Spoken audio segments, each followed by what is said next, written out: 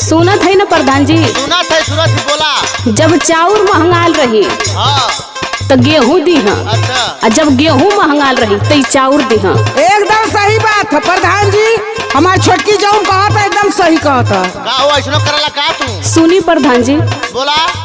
हर बार देला खाली चाउर हो, हमरा के लागे बड़ी बाउर हो। गेहूं के ना देलाई, गेहूं के ना देलाई।